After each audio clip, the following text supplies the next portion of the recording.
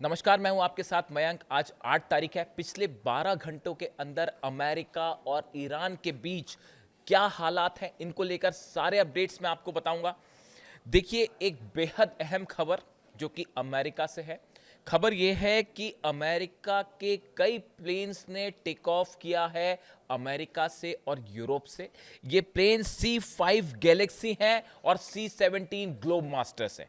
ये वो जहाज हैं जो कि युद्ध के समय मिसाइल्स और हथियार ले जाने के लिए इस्तेमाल किए जाते हैं।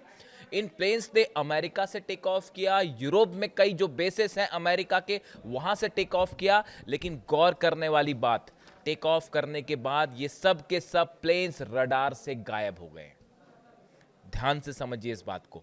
अमेरिका के कई प्लेन जो कि हथियार लेके उड़ते हैं, इसमें कोई शक नहीं है कि इसमें मिसाइल्स होनी चाहिए या दूसरे हथियार होने चाहिए। डिफेंस मिसाइल्स हो सकती है, पेट्रियट हो सकता है, थार्ड हो सकता है, इसमें टॉमहॉक मिसाइल्स हो सकती है। इन्होंने टेक ऑफ किया। करीब 5 से 6 प्लेन्स, बड़े प्लेन्स, कार्गो प्लेन्स जो मिसाइल ले जाते हैं, ये सब रडार से अचानक गायब हो गए। आखिर अमेरिका ने किस देश को ये हथियार पहुंचाए हैं, किस देश को ये मिसाइल्स पहुंचाई और इसका इस्तेमाल कहां होने जा रहा है? देखिए, तमाम चर्चाएं हैं। मैं अक्सर इस बात को कहता हूं कि जब भी इस तरह की खबर आती है कि अमेरिका की और ईरान के बीच में कोई बातचीत हो रही है, किसी तरह से अमेरिका की तरफ से दावा हो जाता है, डोनाल्ड ट्रंप की तरफ से दावा हो जाता है। लेकिन इस तरह की बातों पर एकदम से यकीन करने की बजाय वेट करना चाहिए कि इसका अंत क्या होगा। जब डोनाल्ड ट्रंप ये कहते हैं कि ईरान से अच्छी बातचीत चल रही है, वो भी मैं बताऊंगा, डोनाल्ड ट्रंप जब भी ऐसा कहते हैं ईरान से अच्छी बातचीत चल रही है, उसका मतलब ये होता है कि ईरान ने कहीं ना कहीं पीट दिया है। या तो हॉर्मुज में पीट दिया है, किसी जहाज को पीट दिया है, या फिर कोई प्लेन को हिट कर दिया है, या कहीं ऐसा लग रहा है कि बड़ा हमला ना कर दे, तो बचने के लिए डोनाल्ड ट्रंप इस तरह की बातें शुरू कर देते हैं।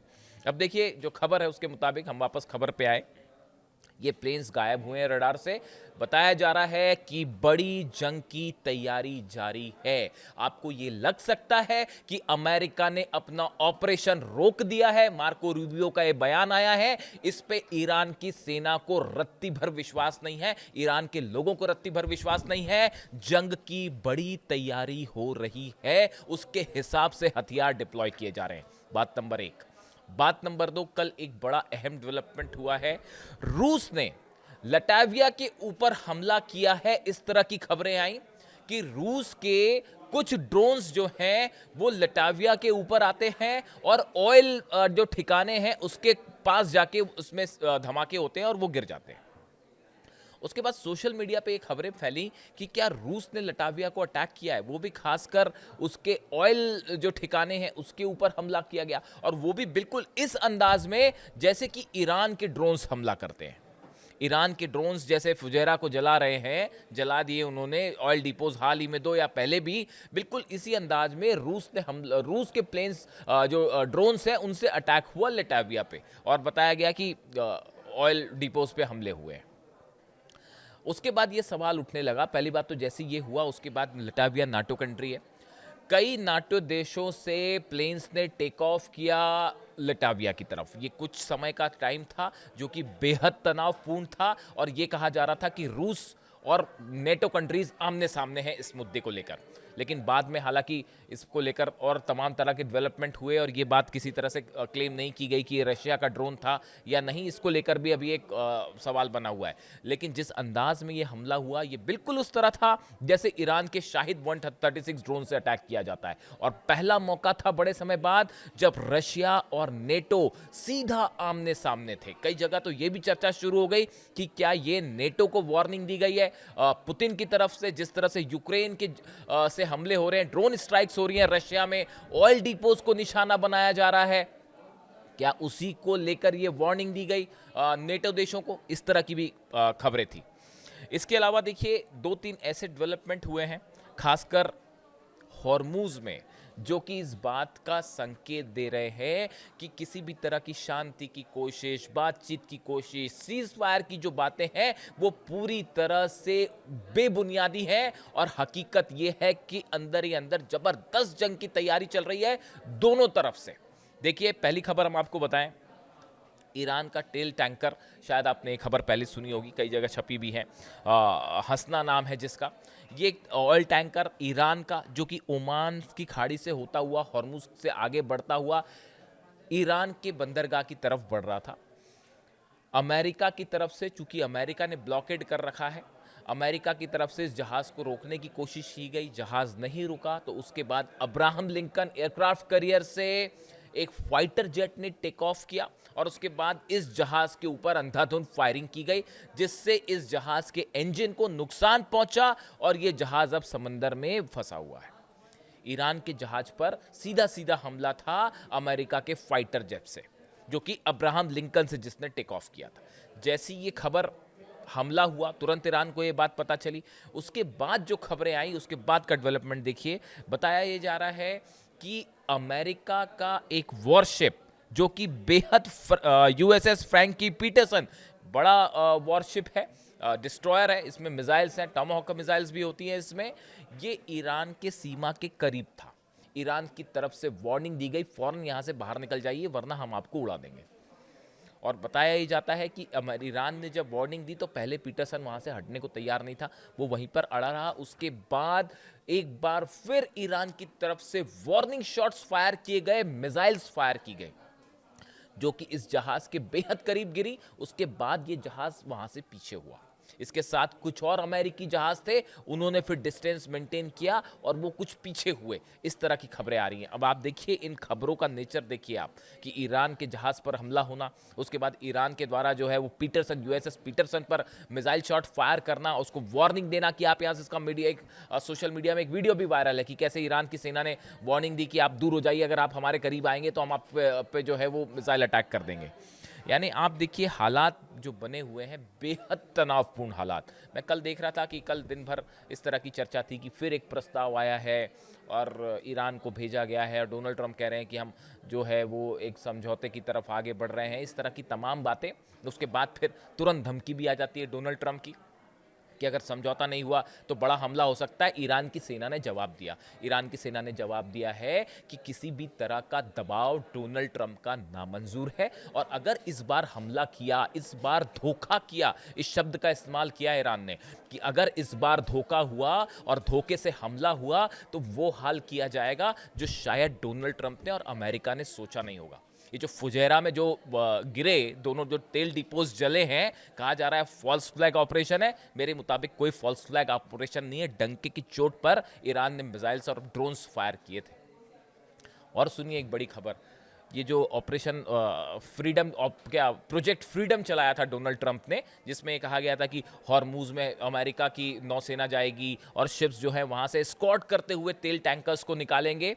वो कोशिश की गई थी, लेकिन जिस प्रकार से उसके बाद फायर हुए, दुबई के ऊपर जो मिसाइल्स फायर हुई और ड्रोन्स फायर हुए, उसके बाद सऊदी अरब ने भी अमेरिका की मदद करने से मना कर दिया। ये एक बड़ी खबर है सोशल मीडिया में, चूंकि इसकी बड़ी चर्चा है इसलिए मैंने सोचा एक बार फिर शेयर किया जाए। आपने देखी होगी ये खबर कि जो मोहम्मद बिन सलमान है, हालात ये हो गए। देखिए, अगर किसी भी तरह का ऑपरेशन अमेरिका को हॉर्मुज में करना है तो सऊदी की मदद ज़रूरी है, उसके बिना ऑपरेशन नहीं हो सकता। उसको अपना एयर स्पेस देना ही होगा, सऊदी की एयर बेसेस का इस्तेमाल करना होगा, ये बात साफ है। उसके बिना हॉर्मुज में एक्शन नहीं हो सकता। अमेरिका ने बिना किसी देश से पूछे सीधा इस बात का डोनाल्ड ट्रंप ने अनाउंसमेंट कर दिया कि हम ऑपरेशन फ्रीडम जो है वो प्रोजेक्ट फ्रीडम शुरू करने जा रहे हैं और हमारे जहाज जो हॉर्मुज में जाएंगे और वहां से जहाज़ों को निकालेंगे, टैंकर्स को। किसी भी अरब देश से इसकी चर्चा नहीं की गई, खासतौर पर सऊदी से चर्चा नहीं की गई। सऊदी ने मना कर दिया कि साहब हम अपना एयर स्पेस और अपने बेस इस्तेमाल नहीं करने देंगे। मामला यहाँ तक पहुँचा कि डोनाल्ड ट्रंप को मोहम्मद बिन सलमान को फ़ोन करना पड़ा। मोहम्मद बिन सलमान और ट्रंप की फ़ोन पर बात हुई, लेकिन उसके बाद भी सलमान इस बात के लिए राज़ी नहीं हुए। उन्होंने कहा आप हमारे एयर बेसिस का इस्तेमाल मत कीजिए। वजह क्या थी? सऊदी इस बात को अच्छी तरह जानता था कि अगर हॉर्मुज में किसी तरह का ऑपरेशन डोनाल्ड ट्रंप या अमेरिका करेगा, उसका नतीजा होगा सऊदी का एक भी तेल का ठिकाना नहीं बचेगा, एक भी ऑयल रिफाइनरी नहीं बचती, कोई भी एयरपोर्ट्स नहीं बचते, एयर स्ट्रिप्स नहीं बचती। और ईरान की तरफ से पिछली बार के मुकाबले कहीं बड़ा हमला होता जो सऊदी के लिए बड़ा नुकसानदेह होता। सऊदी की इकोनॉमी और जो जो विजन लेके चल रहे हैं मोहम्मद बिन सलमान 2030 वाला कि आपको एक विकसित डेवलप करना है सऊदी को, वो प्रोजेक्ट को बड़ा नुकसान है इस जंग से। लिहाजा अपना अंजाम देखिए, पूरे अरब देश ये मान चुके हैं कि अमेरिका रक्षा नहीं कर सकता। ये बात सच हो गई, साफ हो गई, फैक्ट हो गई, इसमें किसी को डाउट नहीं होना चाहिए। ईरान की मिसाइल्स को अमेरिका का डिफेंस सिस्टम नहीं रोक सकता। 2 महीने से ज्यादा हो गया, आप ना सत्ता परिवर्तन कर पाए, ना हॉर्मूज हरा पाए, ना बेसिस बता पाए, ना विदेश नीति में डोनाल्ड ट्रंप या अमेरिका सक्सेसफुल हुआ है। करारी हार है ये ईरान से, हर मोर्चे पर अमेरिका हारा है। ये बात पूरी दुनिया देख रही है, रूस देख रहा है, चीन देख रहा है, पूरा अरब देख रहा है कि कैसे हम पे हमला हुआ, हम कुछ नहीं कर पाए। कोई विश्वास नहीं कर रहा है डोनाल्ड ट्रंप पे, लिहाजा सलमान ने मना कर दिया। यही वजह थी डोनाल्ड ट्रंप को अपना फ्रीडम प्रोजेक्ट जो था वो हटाना पड़ा, उसको कैंसिल करना पड़ा। लेकिन वॉरशिप्स अभी वहीं खड़े हैं, वॉरशिप वहीं खड़े हैं। तमाम तरह की बातें हो रही हैं कि पाकिस्तान के थ्रू एक बार फिर चर्चा हो रही है और कोई समझौता हो सकता है। इस तरह की तमाम बातें कल मीडिया में थी, लेकिन नतीजा उसका जीरो निकल के आया। इसके अलावा देखिए 2 खबरें ऐसी और हैं जो बेहद अहम। चीन और ईरान के बीच में क्या बात हुई, ये वो सवाल है जो इस समय इंटरनेशनल रिलेशंस के जो एक्सपर्ट्स हैं उनके बीच में एक चर्चा का मुद्दा है कि हॉर्मूज को लेकर चीन का क्या रुख है, रूस का क्या रुख है, और खास तौर पर डोनाल्ड ट्रंप की चीन यात्रा के पहले अब्बास अराक्ची का चाइना जाना, वहाँ के विदेश मंत्री से मिलना, वो इस बात को बताता है कि आने वाले कुछ दिनों के लिए हॉर्मूज को लेकर चीन का क्या रुख होगा, उसकी रणनीति बन चुकी है। और अब्बास अराक्ची ने वहाँ से जो बयान दिया चीन जाके, वो भी बेहद गौर करने वाला है। उनकी तरफ से बात साफ कर दी गई है कि किसी भी एरिया में ईरान अमेरिका की किसी भी शर्त के आगे नहीं झुकेगा, किसी दबाव में नहीं आएगा। अमेरिका पूरी तरह से अपने मिशन में फेल रहा है, चाहे किसी भी एस्पेक्ट में हो। यानी ईरान का रुख साफ है कि वो कहीं किसी मामले में समझौता करने नहीं जा रहा।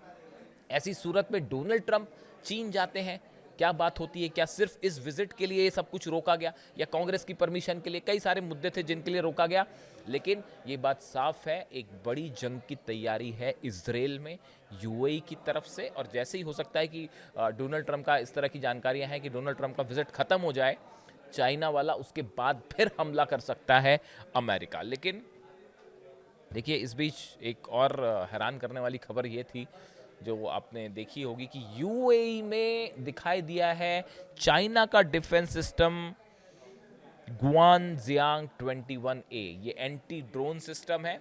जो हमले हुए थे यूएई पर, ईरान ने जो ड्रोन बरसाए शायद 136, उससे डर कर, परेशान होकर यूएई अब लगातार अपने डिफेंस को मजबूत करने में जुटा हुआ है। और हैरान करने वाली बात यह है कि चाइना के कुछ डिफेंस सिस्टम वहाँ पर दिखाई दिए हैं।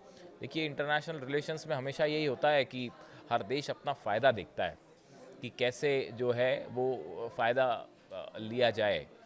हमेशा सबकी कोशिश यही होती है। हर इंसान जो है वो अली खामनेई साहब की तरह नहीं होता कि अपनी जो बात एक बात बोल दी उस पर वो हमेशा कायम रहे। ये ऐसी मिसाल जो है, इसीलिए मैं बार बार ये कहता हूँ कि इस जंग में जो सबसे बड़ा फैक्टर था वो ये था कि जिस समय अली खामनेई साहब का असैसिनेशन हुआ, उनकी शहादत हुई, उसी मौके पर अमेरिका हार गया था ये जंग, और इजराइल ये जंग हार गए थे। अब बड़ा मुश्किल है को आप कुछ कर लीजिए, अब वो नतीजा नहीं पलटेगा। और देखिए, अली खामनेई साहब का स्टैंड हमेशा से ये रहा कि जो बात उन्होंने एक बार तय कर ली वो तय कर ली, उससे वो कभी पलटते नहीं थे। जिस मदद करनी है तो करनी है, उसके लिए जो हो जाए। लेबनान की मदद का फैसला किया ईरान ने, उसके लिए वो जंग को भी तैयार हो गए। तो ऐसे इंसान जो हैं वो सुप्रीम लीडर थे। ऐसे लोग मिलते नहीं हैं अब, जब खास तौर पर जब बात तेल के व्यापार की हो, तेल की हो, रेयर अर्थ मटेरियल की हो, तो अक्सर देश जो है अपना अपना फ़ायदा देखते हैं। लेकिन ऐसे लोग कम होते हैं जो अपनी ईमान के सच्चे और ज़ुबान के पक्के। इसीलिए मैंने एक बार ये कहा था। अब देखिए, हालात ये हैं, बड़ी जंग की तैयारी हो रही है जो किसी भी वक्त छिड़ सकती है। शायद डोनाल्ड ट्रंप का चीन की यात्रा का इंतज़ार है, कुछ डील्स वहाँ करने का इंतज़ार है, लेकिन ये बात तय मानी जा रही है जो हथियार आ रहे हैं तेज़ी से, ईरान को घेरा जा रहा है बड़े स्तर पर एक बार फिर। अब ये हमला क्या अमेरिका भी इसमें शामिल होगा या इजराइल की तरफ से किया जाएगा, ये बस देखने वाली बात है। और ये बात ईरान की सेना अच्छी तरह से समझती है। ईरान के एक बड़े लीडर्स पर एक बार फिर असासिनेशन अटेम्प्ट की कोशिश हो सकती है, खास तौर पर ईरान की सेना के प्रमुख अहमद वाहिदी साहब। मैं पहली बार ये बात कह रहा हूं, एक बार फिर इस तरह की खबरें आई हैं कि ईरान के कुछ टॉप लीडर्स को असासिनेट किया जा सकता है, और उसमें सबसे पहले लिस्ट में जो नाम है अहमद वाहिदी साहब का है, क्योंकि अमेरिका इस बात को समझता है कि जब तक ईरान की सेना, लेकिन उससे क्या फर्क पड़ेगा, आप एक लीडर को अगर आप शहीद होगा, दूसरा लीडर आ जाएगा उसकी जगह। यही तो पिछले 2 महीने का जो है इतिहास यही कह रहा है। ऐसे हालात में जबरदस्त तनाव है, खासकर हरमुज पे। जो भी नई खबर आएगी, नया डेवलपमेंट होगा, आप तक पहुंचाऊंगा। Thank you so much.